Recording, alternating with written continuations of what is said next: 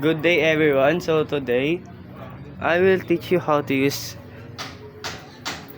comparison.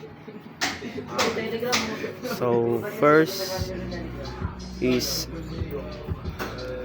equal. Select all from product. Wait lang.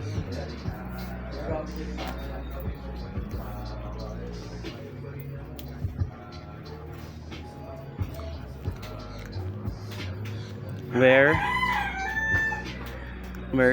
plus price. Ito po yung syntax po ng equal po. Then equal yung condition po 18.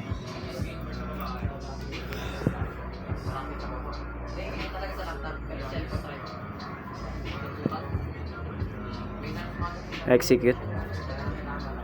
So bali po nakikita nyo po guys. So as you can see, ang ginawa po ni SQL po, ni-retrieve niya lang po lahat ng lahat ng presyo na lahat ng product na may halaga ng 18 pesos. Kasi ito po yung nagagawa ng equal po. So next is select all from products ulit. Very close.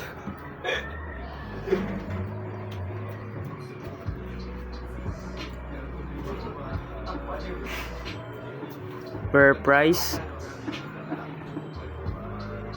Next is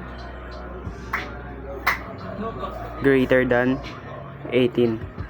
So bali po guys, ni-retrieve po ni SQL lahat ng mga products na mataas po sa 18 po, pero hindi po kasama yung 18 kasi po greater, bali yung mas mataas lang po na presyo, ayun lang po yung ni-retrieve ni SQL.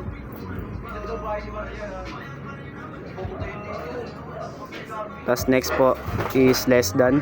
So bali po lahat po ng products na hindi po yung presyo niya po hindi tumataas ng 18 pesos, ayun po yung ni-retrieve ng SQL.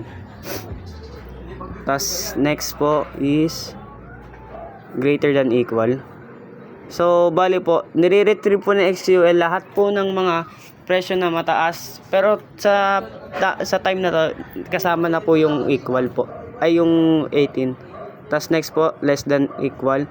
Tapos ganoon na rin po, kagaya lang din po siya ng less than, pero ang kaibahan na po kasama na po sa 18. Tapos next po less than greater than. So bali po ang ginagawa po nito, nire-review po lahat ng price ng products, pero wala lang po si 18, hindi po siya kasama po.